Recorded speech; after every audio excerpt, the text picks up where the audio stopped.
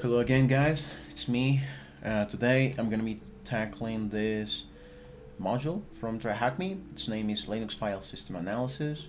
I have never done this module. I have never looked at it. I will be just trying to complete this in less than 60 minutes.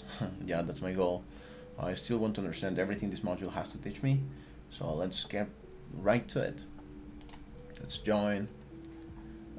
Let's give it a like because I do love the TryHackMe platform. I've learned a ton here, so I already give it a like even before I start the module because I love this platform so much. Okay, so let's see. Perform real-time file system analysis on a Linux system to identify an attacker's artifacts. Okay, so introduction. Performing live forensic file system analysis is often an early part of incident response and is crucial in assessing and determining potential security breaches. You bet. This process involves examining digital artifacts, system logs, users, and file structures to uncover evidence of unauthorized access, malicious activities, or data compromise. While drawing methodological comparisons to Windows forensic operations, Linux forensics and the Unix-based operating system also present unique challenges and opportunities for forensic analysts. Understanding common artifacts of Linux file systems, permissions, and log mechanisms, therefore, becomes vital to the timely detection and mitigation of security incidents, as we are only analyzing and identifying artifacts of compromise. Oh, sorry, guys. Okay, artifacts of compromise at this stage of the incident response. Okay, again, sorry, I got lost. Understanding common artifacts of Linux file systems, permissions, and log mechanisms therefore becomes vital to the timely detection and mitigation of security incidents, as we are only analyzing and identifying artifacts of compromise at this stage of the incident response. It's important to emphasize that it's generally unsafe to remediate the live compromised system for further use. Instead, securely restoring from backups and performing vulnerability management remediation activities, which is out of scope for this room, is essential for recovery and minimizing impact. Okay, the objectives. Learn how to perform live file system analysis on the Linux system. Okay, understand common artifacts, log mechanisms, and file system activities in Linux forensics.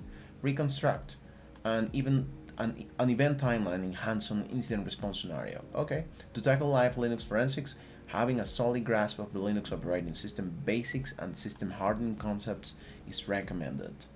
Okay, I do think I've completed these modules, but I always like to check. Yes, this is completed. This is also complete. I just love Linux too much, so I completed this a while back. Linux system hardening. I don't think I've completed this one. Oh, this is a premium. Okay.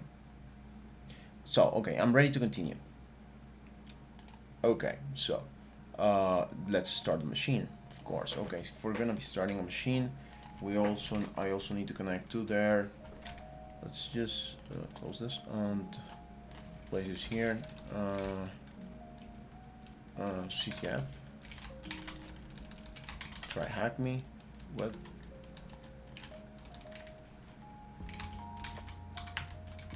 Okay, and then sudo open VPN Angela. Okay, put in the password. Oh, wait up. I'm not Tmux. Okay, so let's sudo open VPN Angela. Put in the password. Let's this is gonna be our VPN, and then if I go to this one, this is gonna be probably the SSH scenario. Okay, so I'm here on my CTF. Okay, so let's start this. Connecting to the machine. Oh yeah, there's one more thing I have to do, which is save. Yeah, and then sudo. What? Sudo save VPN. And then we have to put in the IP that we're gonna be working on. Okay, this is my password. Okay, so we are all set, right? Disconnected. Let's just quickly reload this and see if I get the... Okay, no worries, I'm probably connected to it. Let's just check with the ping.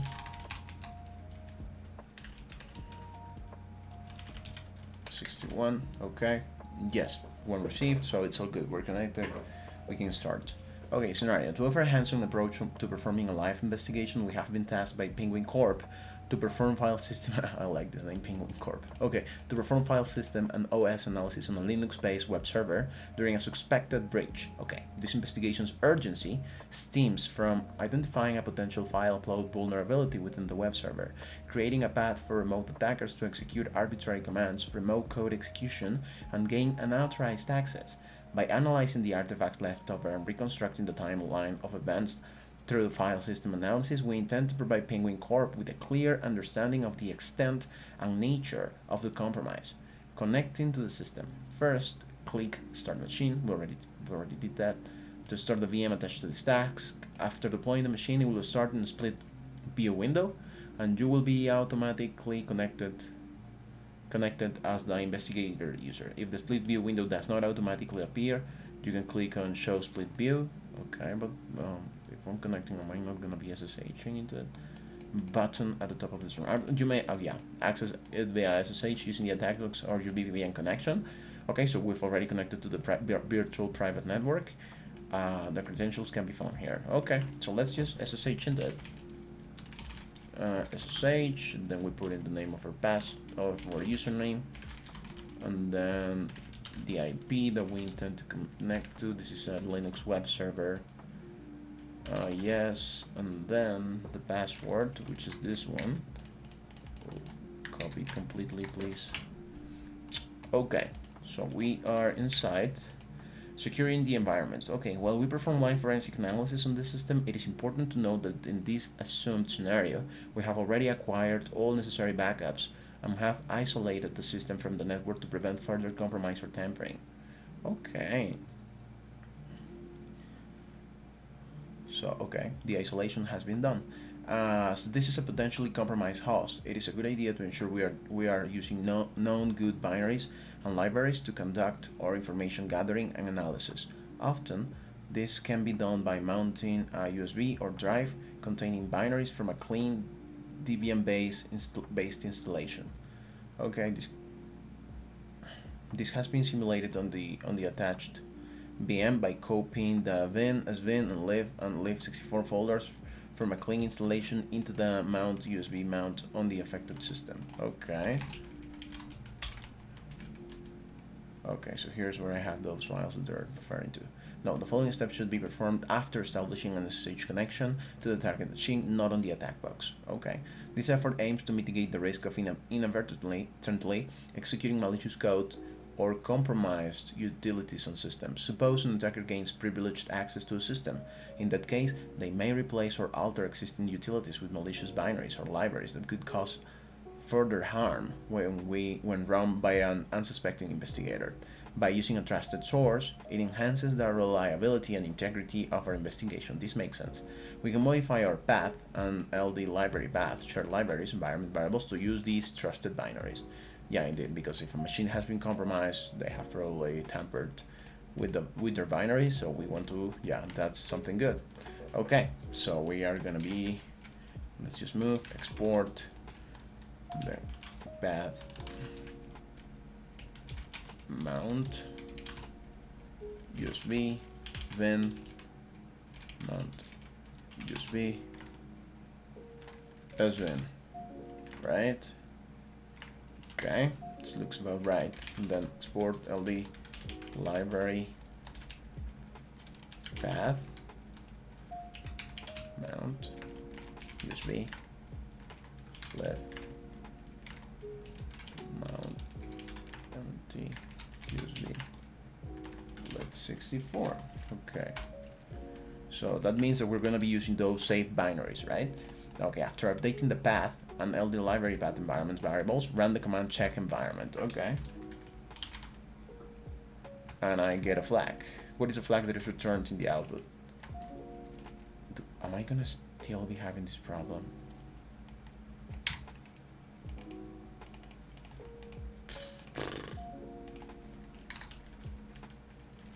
Okay. Okay, so I just have to get inside as the, and then jank this, and then, yeah, okay, yeah, good. Okay, So I just had to, yeah, this is a Dmux feature that allows me to get into with the key and then the open, how do you call them?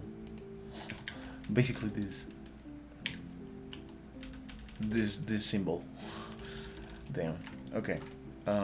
So that allows me to get inside the copy mode, and then I can just with the BIM keys just move around and copy what I need to copy, right? So if I want, I don't know, then I can go here and then I can press the Y key to copy it, and then I can paste it, right? If I paste it, ooh, okay, I shouldn't have done that, but okay, that's okay, I guess. Yes. Okay, so we already did that. Files, permissions, and timestamps. Okay, let's keep going. Identifying the foothold. During our initial briefing with Penguin Corp, we learned that Penguin Corp's web server is susceptible to a file upload vulnerability, leading to an attacker gaining root access to the system. Damn, that's dangerous. To start our investigation, we need to be able to explore the system's files effectively. Okay.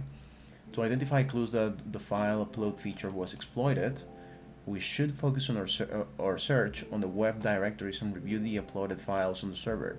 First, navigate to the web directory at, okay, so we're gonna go there, yeah, and run ls -al or lla, and we can see some folders. There's a folder and two files, two folders and two files, okay. To list out the web sound directories. Yeah, this is exactly what I saw. From the directory structure, it appears that the uploads directory will contain what we're hunting for. Let's list out the files in the uploads directory. Sure. Cannot access upload, not such file. Oh, it was uploads. Okay. So we can see some JPEGs here. Okay. My curiosity tells me to do strings on this, just to check. Okay. Okay. From the directory structure, okay, yeah, this is the one that contains, yes, we're able to see some JPEGs. Upon examination of the uploads directory, it is evident that many files with seemingly random names, including JPEG images, are present, indeed. Additionally, note that these files are all owned by this user. Right? To focus on potential non-image files, we can use the grep command to filter out JPEG files. Okay. So if we go,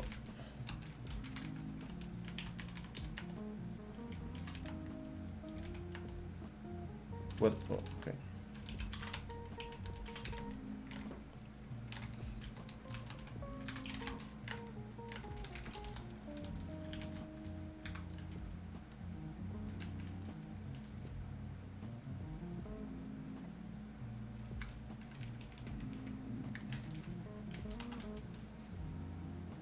Okay, we got something, right? So, okay, yeah, that's a little weird file that we got. So the -v option in the grep command negates the pattern.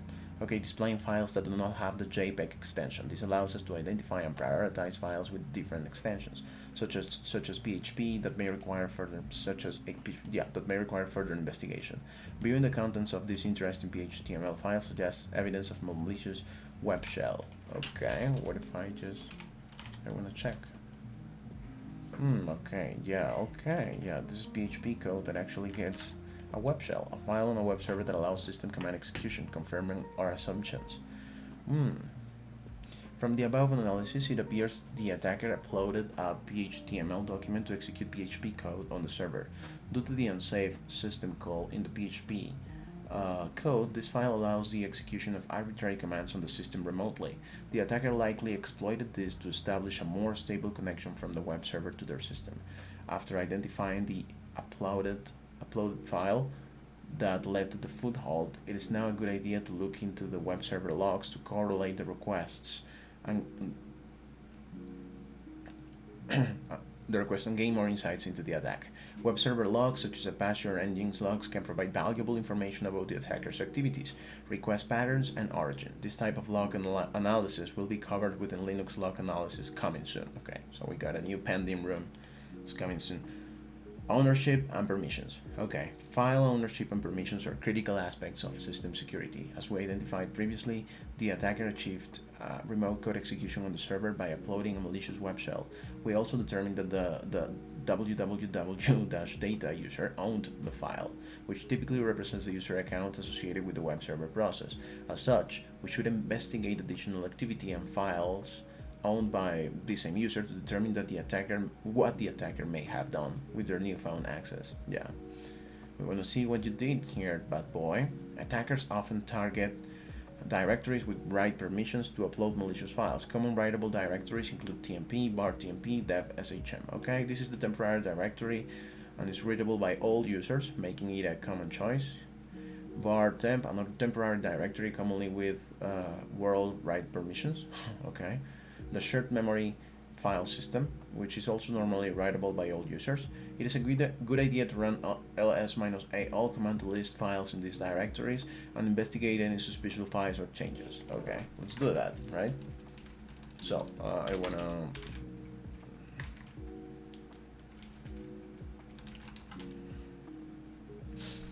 check. Are these folders? They look like folders with weird names. System private, time sync, resolve service, login service. Okay, and then what do we have here? What was the other? Barn, TMP. Okay, cloud init.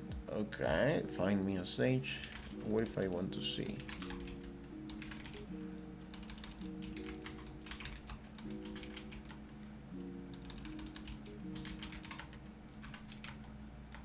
What? Var TMP. Find me txt.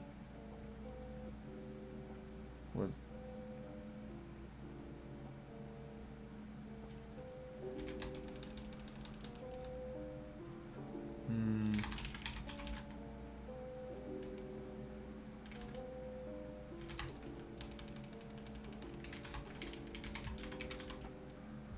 Okay, we found flag. I guess I will be placing this. Okay, copy mode, then jank all of this to probably here, right? Just practice your skills, find and allocate all the files to use both creating and password. Okay, we got a flag, but I don't know where to place this. I guess this is the one. Yes, okay. I didn't even check the question, but we'll get to it, okay? I just wanted to get that done. Okay, so where was I? Oh, I was here. So I was... Wait, what? No, I did this already. I was just checking these directories. It's a good idea to run this. We can also leverage the find commands to quickly identify files that match our criteria. For example, find... Okay, let's run that command. Find data. Type of file is gonna be...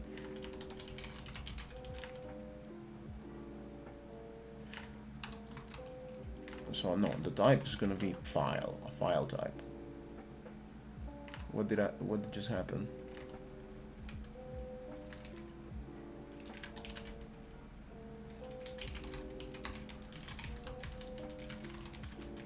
Did I do something wrong? Did I type something wrong?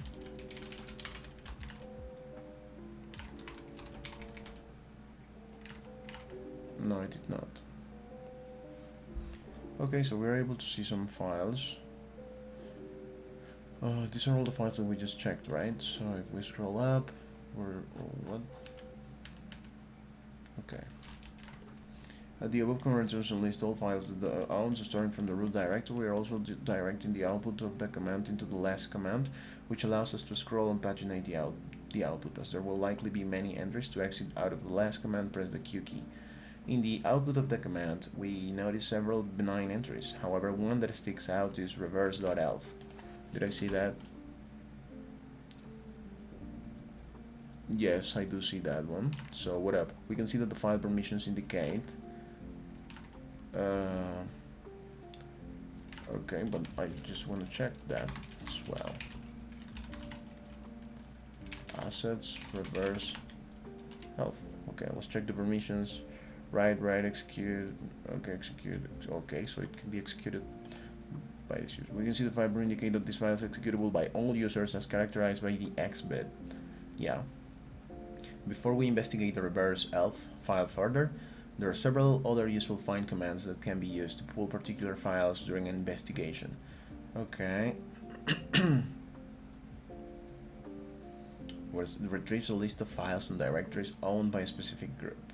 Okay, then find -perm. Retrieve a list of all world writable files and directories. Oh, this is interesting. I'm gonna check this out. Wow. Okay, they're done. Find -type cin -5. Retrieve a list of files created or changed within the last 5 minutes. Retrieve a list of files created or changed within the last 5 minutes. Okay.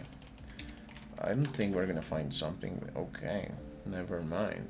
So apparently he's messing around here.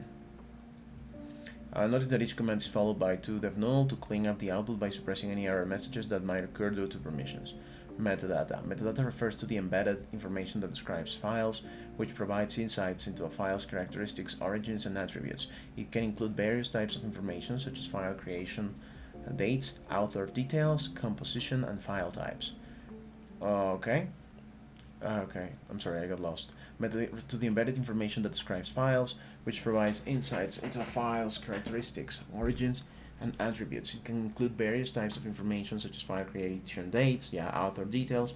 Okay, so when performing live analysis in the system, metadata can be highly useful in determining the origin and modification timestamps and, in some cases, author details of specific files.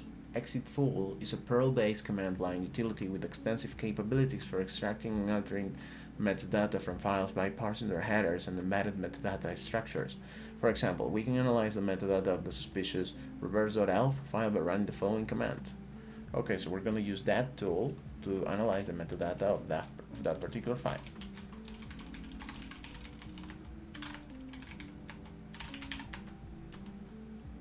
Okay. So we got a file name, file size 250 bytes, executable, okay, CPU type, okay, little endian, okay. As seen in the above output, it tells us more details about this file, such as its type, size, permissions, architecture, and even modification and access timestamps.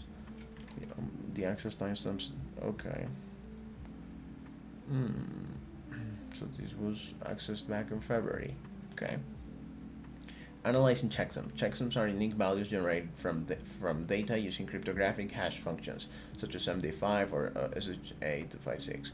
These functions produce fixed-size strings of characters representing the data, so that even a minor change in the data will result in a significant different checksum.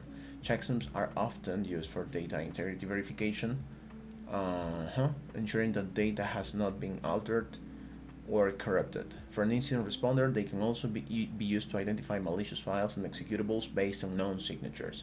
We can leverage two useful checksums utilities to inspect the hashes of the reverse.elf file we identified previously. We can run both MD5 sum and SH-A256 sum on the file to output its hash. Okay. So if I have this already, MD5 sum. Okay, so this is the hash, right? And then the other hash. So it's SHA-256. So okay, so yeah, once we have obtained the hash values, we can submit them to a malware detection service like VirusTotal for further analysis. Okay, so yeah, I want to do that, right? Let's jack this little file, choose file, URL, search, file hash. What does it tell me? Oh, okay, security on one side was make this file as malicious. Okay, so there are plenty of basically defenders, antiviruses that have reported this hash as malicious. So this is probably a file we don't want on our system, right? Okay. Upon doing so, we'll find evidence of various vendors. Yeah. flagging this file as a reverse shell payload. This quick analysis suggests that the attacker placed and executed the reverse.l file using their initial remote code execution to achieve an interactive reverse shell connection to the web server. Yes, he did. Okay, I just want to look for the other hash. Jack this, then we go here. Nope. We're reanalyze. No, I wanna do a new analysis. Oh, here. Oh, okay, this is just Trojan. That's no bueno. No bueno. No bueno, compadre. Okay, I just like to look at this. Trojan malware. Okay. So, apologies, yeah, timestamps are additional pieces of metadata associated with files or events that indicate when a particular action occurred. Timestamps are one of the most essential aspects of tracking the creation, notification, and access times of files and directories in incident response and forensic activities. These timestamps are invaluable in forensic investigations as they provide essential clues about the sequence of events and the actions performed in the system and help establish a timeline. In Unix-based systems, three main timestamps are commonly recorded. Modified timestamp. This timestamp reflects the last time that contents of a file were modified or altered. Whenever a file is written or changed, its M time is updated. Modified time. Okay. And then the change timestamp. This timestamp indicates that the last time the file's metadata was changed. What's the difference between changed and modified? It includes attributes like permissions, ownership, or the file name itself. Whenever any metadata associated with a file changes, its C time is updated. Okay, access timestamps indicates the last time a file was accessed or read. Whenever a file is opened, its A time is updated. Okay, we can easily view the modified timestamp or of a file by running the following command. Yeah, we want to do that.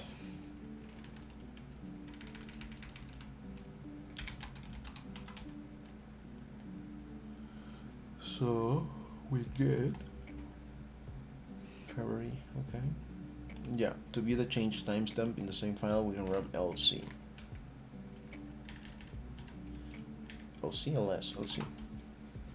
Okay. So this should be what? The change timestamp, okay. And then the last one is the access timestamp, which is lu.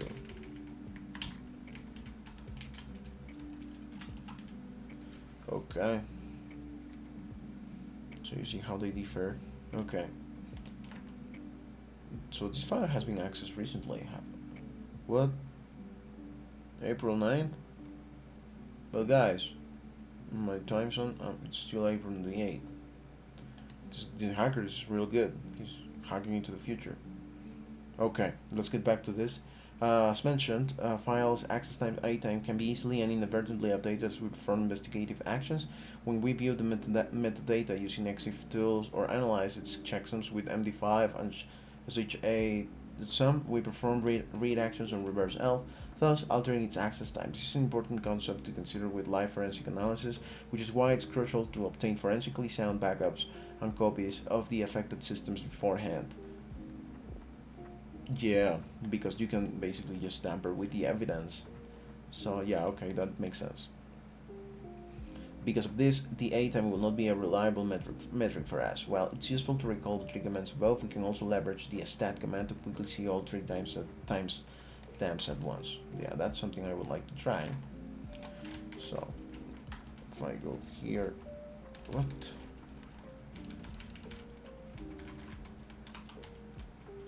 Okay, modify, okay, sure. Reverse elf, sure. Access, yeah, sure. Okay, to practice your skills with define commands, locate all the files that the user Bob created in the past 1 minute. Okay. I guess, sorry. I mean, we already found the file, but I still want to run the command to search for what the user Bob created, right? We find command locate all the files that the user Bob created in the past 1 minute. Once found, review its content. What is the flag we received? Find me.txt, find me.sh. Okay, so we already got the flag, so it wasn't findme.txt. I extract the metadata from the reverse L file. What is the file's MIME type? Okay. What was it that we used to extract the metadata? This tool, right? So, exif tool. Okay, so what are you asking me? The mem type. Okay, this is application octet. Okay, junk it, then copy paste. Yeah, run the stat command against the etc host file on the compromised web server. What is the full modified timestamp m time value? Okay, stat, and then you're asking me for the modified timestamp, right? And you're asking me for it fully. Okay.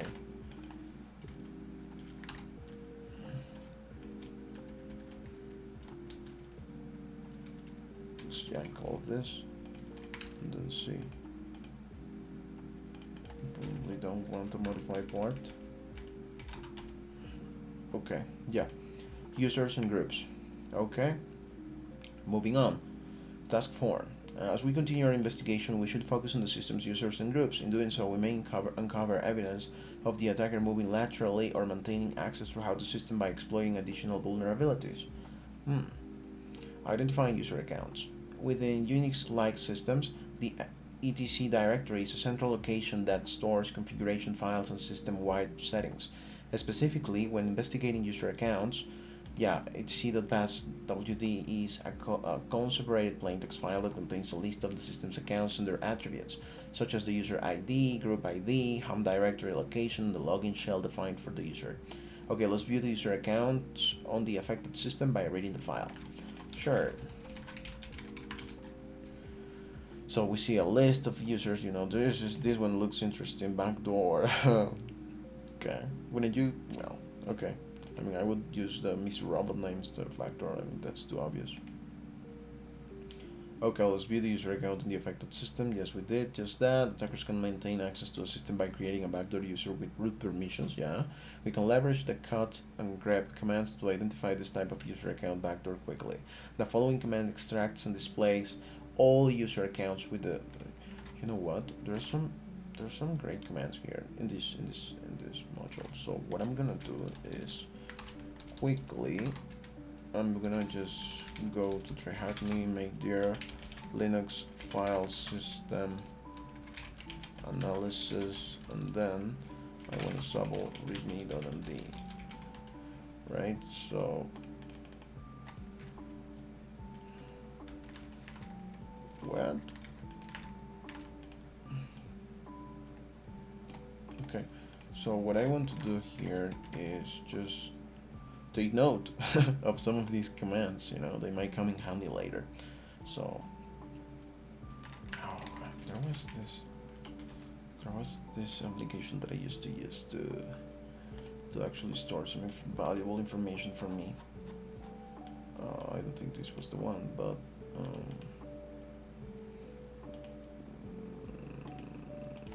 would it be in my other? I also have Obsidian.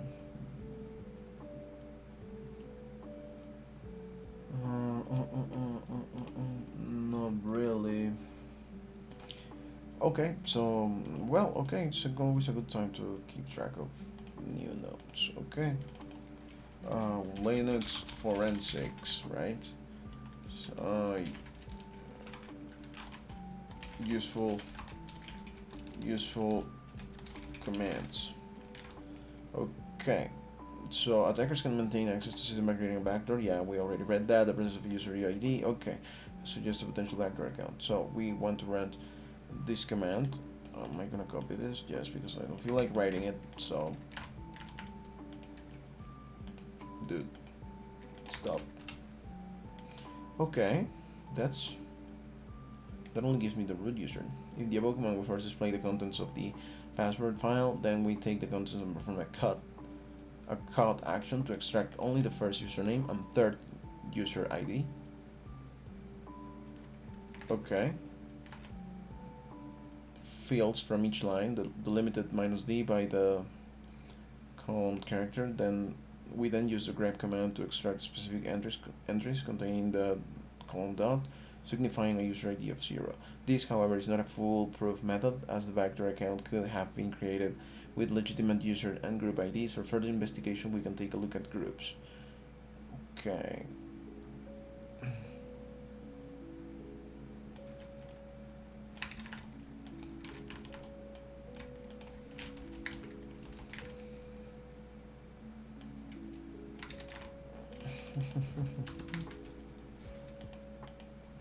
Okay. Identifying groups. In Linux systems, certain groups grant specific privileges that attackers may target to escalate their privileges. Okay. Some important Linux groups that might be of interest to an attacker include sudo or will. Members of the sudo or will group have the authority to execute commands with elevated privileges using sudo. The admin group typically has read access to system log files. The shadow group is related to managing user authentication and password information. With this membership, a user can read the etc shadow file, which contains the password hashes of all users on the system. Disk. Members of the disk group have almost unrestricted read, unlimited write access inside the system. Okay. So they can almost read everything. Okay. We can view all of the groups and the respective group IDs in the system by reading. Let's see group. Okay, so let's do that.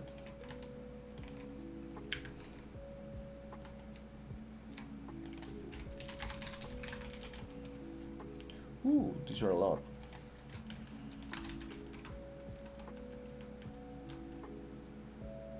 Okay, games, where is there anything that catches my attention? Not really. Okay, let's keep going. To determine which groups a specific user is a member of, we can run the following command. Groups investigator. No such user. Did I type it wrong?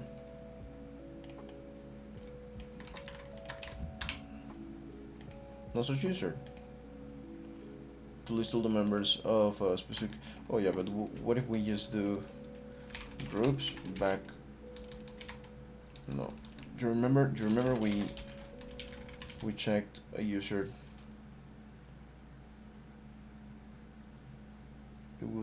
Its name was backdoor, if I remember correctly. It just disappeared.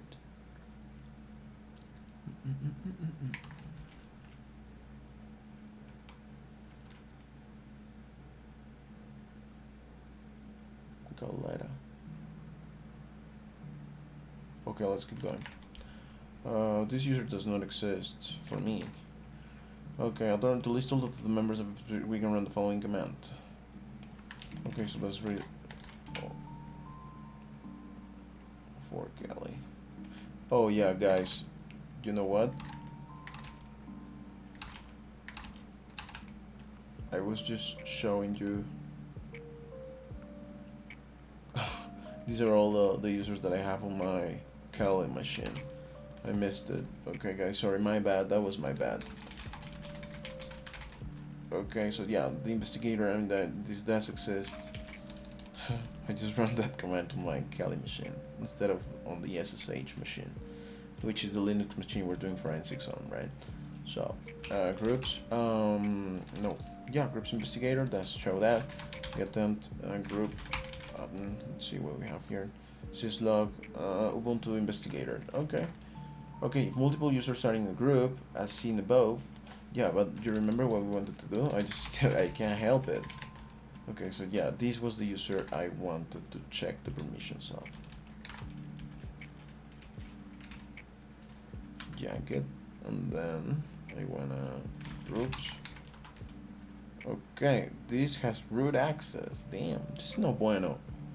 No bueno backdoor root access.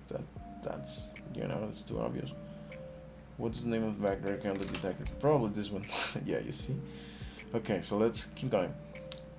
Group admin, the list of users in the sudo group we can provide our users. Okay.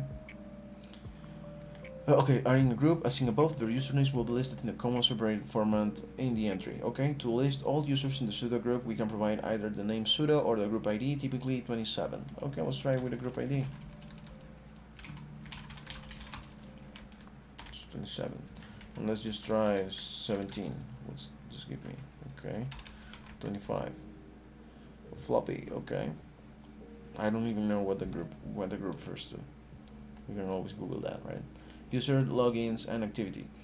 Checking user logins and activity is valuable for performing a real-time analysis of a compromised system.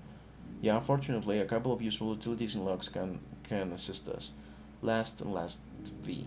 The last command is an excellent tool for examining user logins and sessions. It is used to display the history of the last logged in users.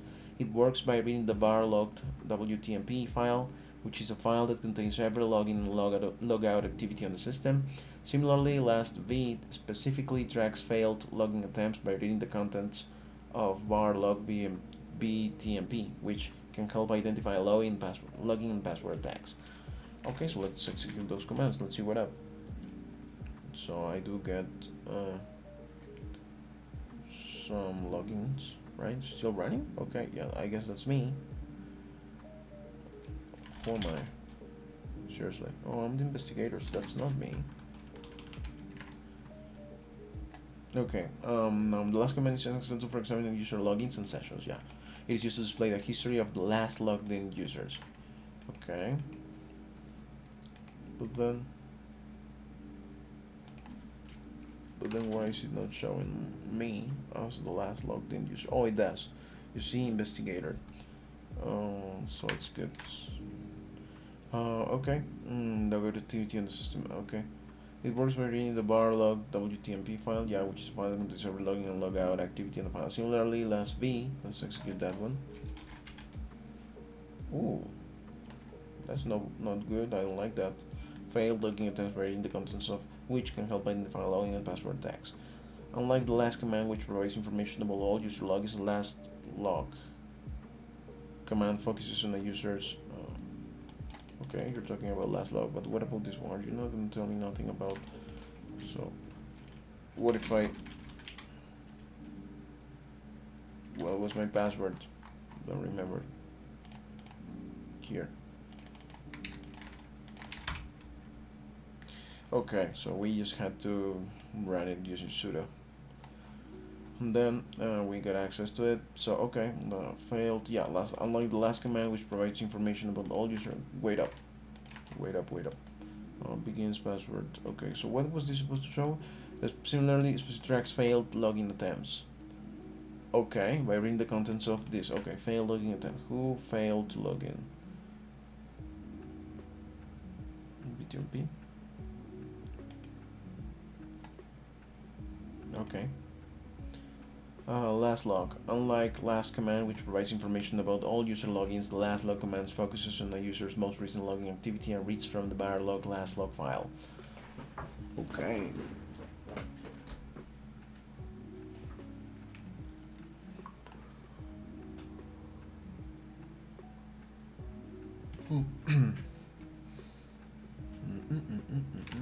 Let's see. Okay.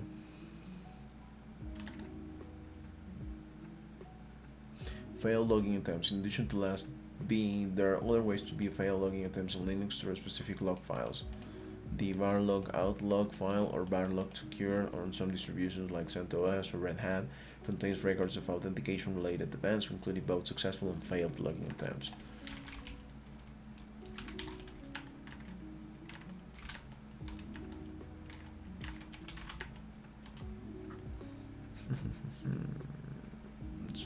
Investigator, yeah, session closed, yeah, sure. Freezer bulb. Okay. Who? The who command is a very it's a very straightforward command that can be used to display the users that are currently logged into the system. Okay. So it's only me. The output of this command can provide details such as the name of the user logged in, the terminal device used, and the time that the session was established, idle activity, the process ID of the shell, and additional commands that may include details such as the initial command used to start the session. Okay. Sudo. The sudoers file is a particularly sensitive configuration file within Unix-like systems. It determines which users possess sudo privileges, enabling them to execute commands as other users, typically the root user. Okay, as a result, it can be a target for attackers seeking persistence. For instance, if an attacker can find a way to insert their user account or one that they control into the sudoers file, they could grant themselves elevated privileges without requiring authentication. Alternatively, they may alter existing entries to broaden their access. For example, a line in a sudoers file might look like this: sudocat c sudoers. Okay.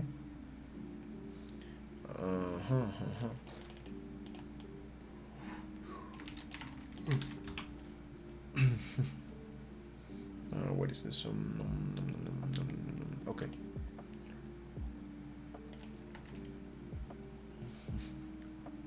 Jane. Okay. More specifically, this line specifies Richard is the username being granted sudo privileges. In this case, it's Jane. All indicates that the privilege applies to all hosts. Yeah. All specifies that the user can run the commands as any user. Dangerous. As being if config is the path to the specific binary. In this case, the if config utility. Okay. With this configuration, Richard can execute if config with elevated super privileges to manage network interfaces as necessary. What is the name of the group with the group with the group ID of 46? I don't know. You tell me. 46. You said, right?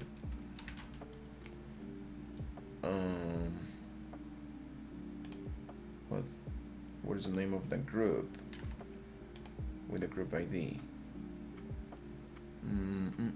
Block that. Isn't that it? Yes. View the sudoers file on the compromised system. What is the full path of the binary that Jane can run as sudo? We just have that in here. User bin ps3. Yeah. Okay. User directories and files. Okay. In the previous task, we identified the backdoor account that the attacker. Let's just add an hour to this. That the attacker created and gained access to.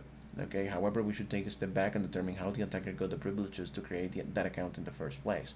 To expand our investigation into the system's users and groups, we should also look into each user's personal directory, files, history, and configurations.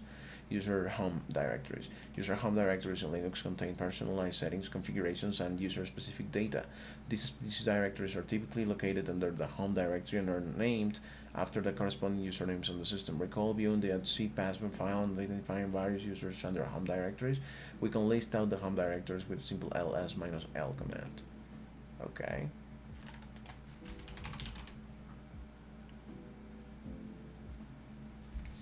Oh, sorry. Yeah, okay, so we can see all the users, right? Bob, Investigator, Jane, Ubuntu. Hidden files. Hidden files identified by a latent dot in their file names often store sensitive configurations and information within the user's home directory. By default, we cannot list out these hidden files using ls. To view them, we need to provide the -a argument, which will include all entries starting with a dot. To list out the hidden files within Jane's home directory, run ls-a. Okay, let's do that. Ooh, okay. You know what I will be looking for here? The bash history. Does look interesting on the profile. Okay, but we'll keep going. Some common files that would be of interest during the investigation include bash history. Yeah, indeed. This file contains the user's command history and can be used to show previous commands executed by the user. Bash RC and profile. These are configuration files used to customize the user's bash shell sessions and login environment, respectively. Additionally, we can look at other files and directories of interest, like browser profiles and the SSH directory. Okay, SSH and backdoors. The SSH directory is susceptible after area containing configuration and key files related to SSH connections. The authorized keys file within the directory is critical because it lists public keys, allows to connect to a user's account over SSH. Yeah, dangerous stuff. If a malicious user gains unauthorized access to a system and wants to persistently access another user's account, for example Jane's account, by adding their public key to the authorized keys file, we can potentially uncover artifacts that hint at these actions. First, navigate to the SSH directory within Jane's home folder. What?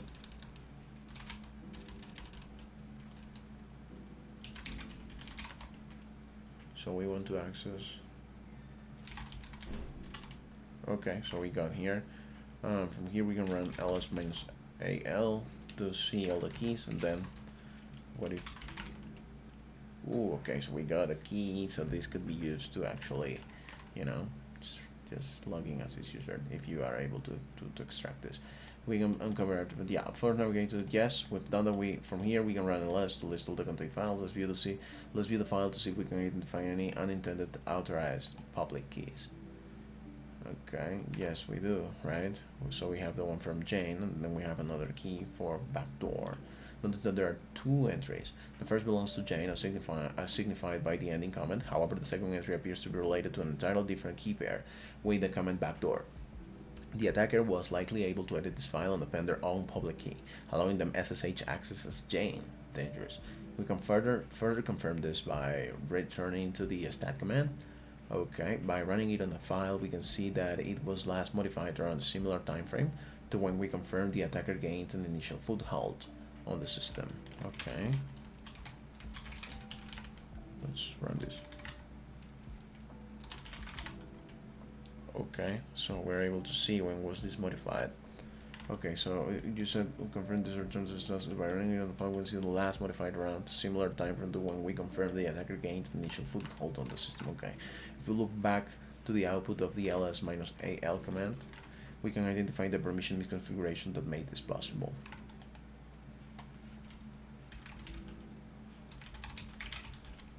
So just a misconfiguration can do this.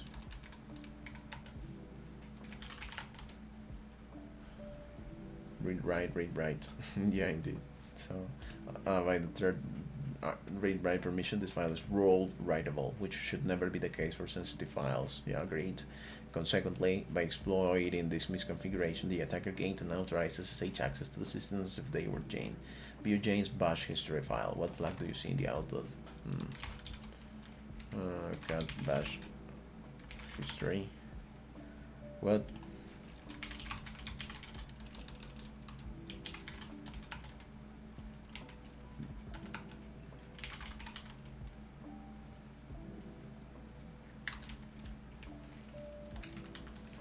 I got a flag.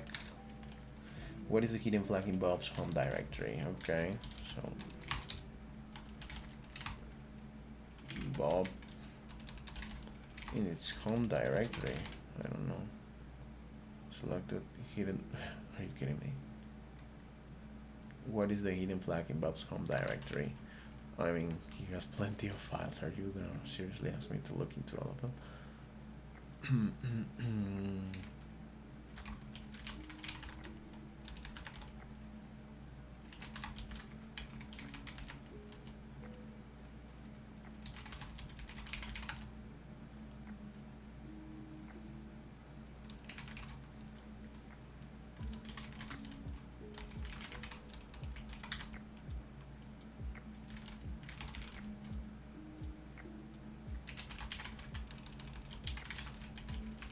Check this one now. Oh, I don't see no flag. No flag here.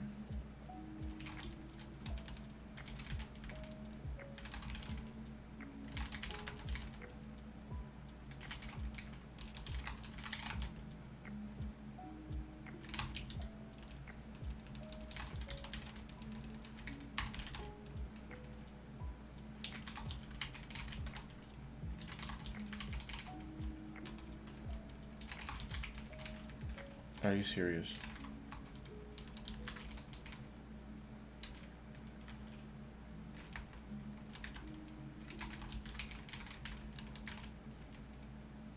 Are you serious?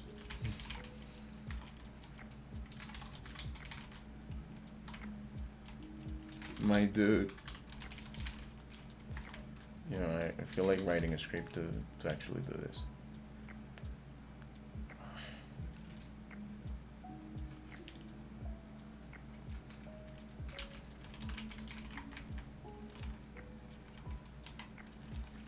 So it's not 46, it's not 45, it's not 44, it's not 43, nor is it 42, 41, 40. Are you seriously gonna make me go through all of them. I guess you are. Okay, let's manually do this because I want to get the flag so bad. Oh, 34. Jank it, copy, paste. Run the extend command on Jane's authorized keys file. Okay. Okay.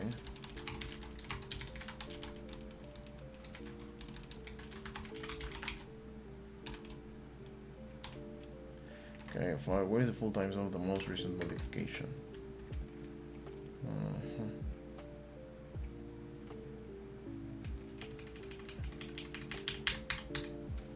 This one. So, are we done? Yes, we are. Binaries and executables. Okay, this is okay. We're getting to the final part of this module. Another area to look at within our compromised host file system is identifying binaries and executables that the attacker may have created, altered, or exploited through permission misconfigurations. Identifying suspicious binaries, we can use the find command on Unix-based systems to discover all executable files within the file system quickly. Yeah, I've used this before. Okay.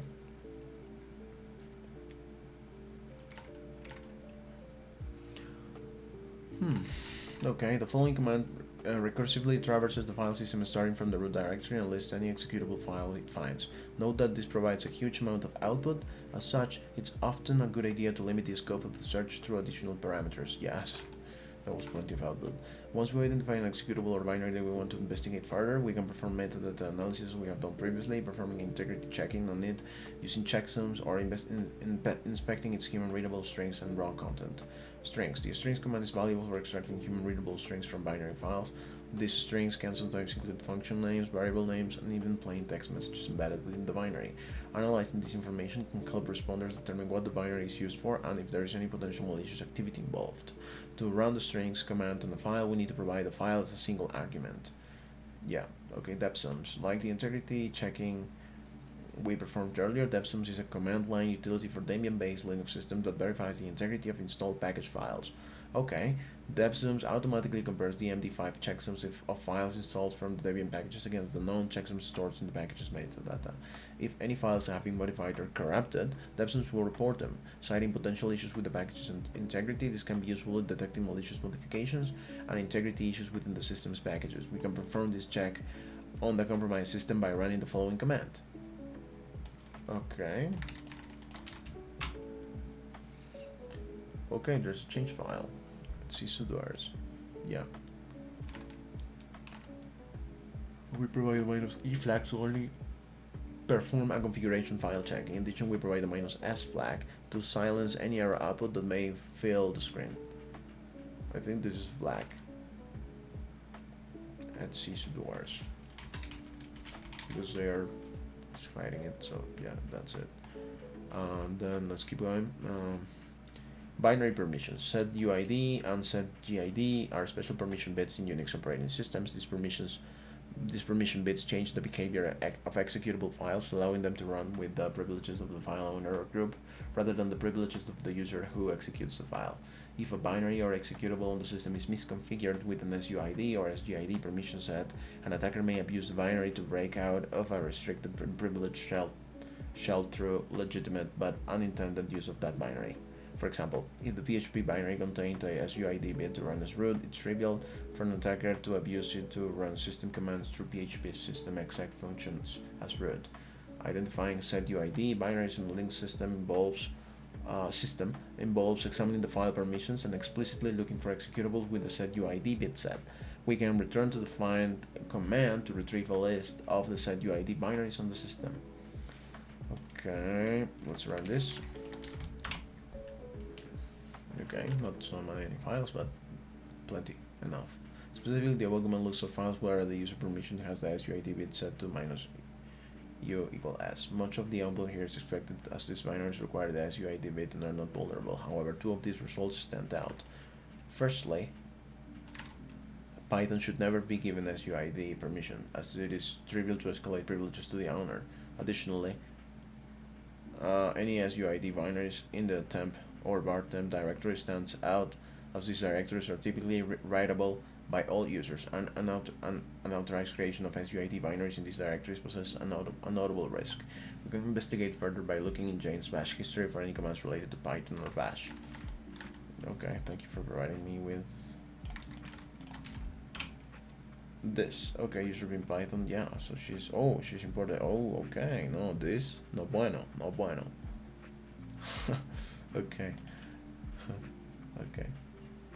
From the album, we've discovered evidence of Jane's user account identifying SUID binaries with the find command and abusing the SUID permission on the Python binary to run system commands as the root user. With this level of command execution, the attacker was able to create a copy of the bin bash binary, the bash shell executable, and place it into the var temp folder. Additionally, the attacker changed the owner of this file to root and added the SUID permission to it as, chmod plus s. After making a SUID copy of bin bash, the attacker elevated to root by running bar temp bash -p. We can further verify the bash binary by performing an integrity check on the original.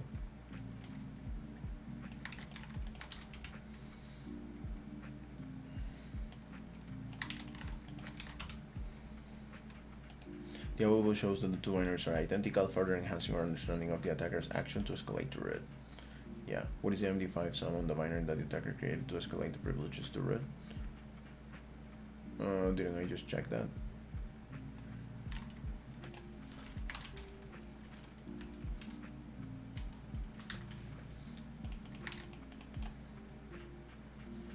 Okay. Let's keep going. This is the last part. Come on guys, we can do this. Let's go. A rootkit is a type of malicious set of tools or software designed to gain administrator level control of a system while remaining undetected by the system or user. The term rootkit derives from root, the highest level user in Unix-based systems, and kit, which typically refers to a set of tools used to maintain this access. Rootkits are particularly dangerous because they can hide their presence on a system and allow attackers to maintain long-term access without detection. Attackers can also use them to stage other malicious activities on the target, exfiltrate sensitive information, or command and control the compromised system remotely. Fortunately, we can use some automated tools on Unix-based systems to help detect and remove rootkits. CHK rootkit. Okay, it's a popular Unix-based utility used to examine the file system for rootkits. It operates as a simple shell script, leveraging common Linux binaries like grep and strings to scan the core system programs to identify signatures. It can use the signatures from files, directories, and processes to compare the data and identify common patterns of known rootkits. As it does not perform an in-depth analysis, it is an excellent tool for a first-pass check to identify potential compromise, but it may not catch all types of rootkits. Additionally, modern rootkits might deliberately attempt to identify and target copies of the code program or adopt other strategies to evade its detection.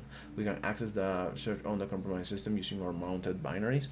We can perform a simple check by running, okay.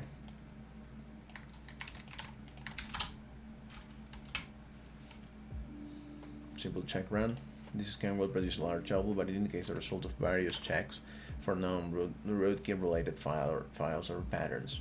RK Hunter. Okay, this is another tool, I guess. Helpful tool designed to detect and remove rootkits on Unix-like operating systems. It offers a more comprehensive and feature-rich rootkit detection check compared to the other one. RK Hunter can compare SHA-1 hashes of core system files with known good ones in its database to search for common rootkit locations, ROM permissions, hidden files, and suspicious strings in kernel modules. It is an excellent choice for a more comprehensive assessment of the affected system because these are leverages a live database of known rootkit signatures. Checking for database updates before running in the field is crucial. Because the system is isolated, we won't be able to run the database update here, but the latest version was acquired before mounting our tools to the system. To perform a simple scan run, we can run the following command. Okay.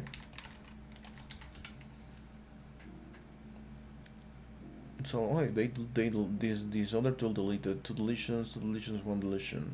Okay. This check will take some time to run, but we have bypassed the user interaction prompts with the SK argument. Afterwards, you will receive a system check summary detailing what was found. Run on the affected system. What is the full path of the SH file that was detected? Oh. Okay.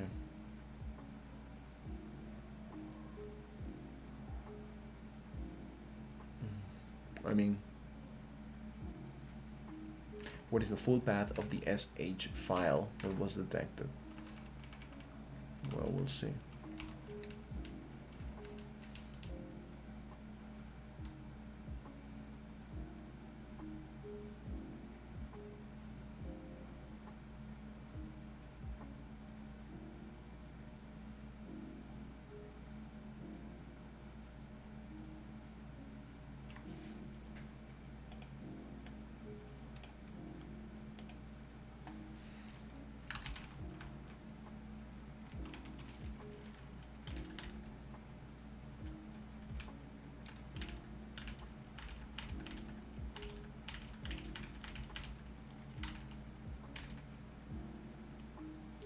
I think I found it. It's probably this one. Let's junk it. Then copy this here. Yes. Around on the attack system, what is the result of the UID 0 accounts check? Okay.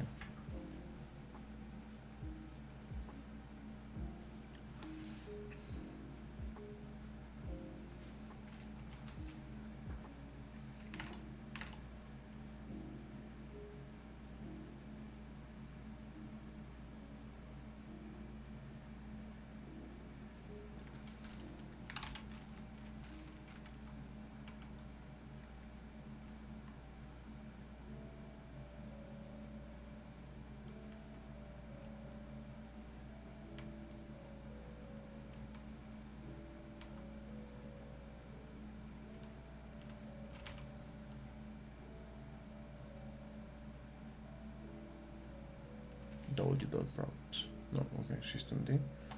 No.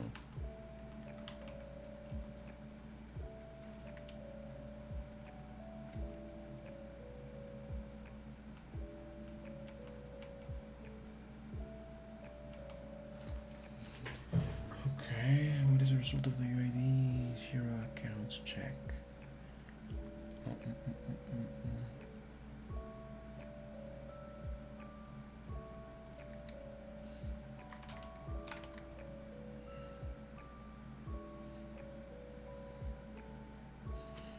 Checking for root equivalent UID accounts warning. Okay.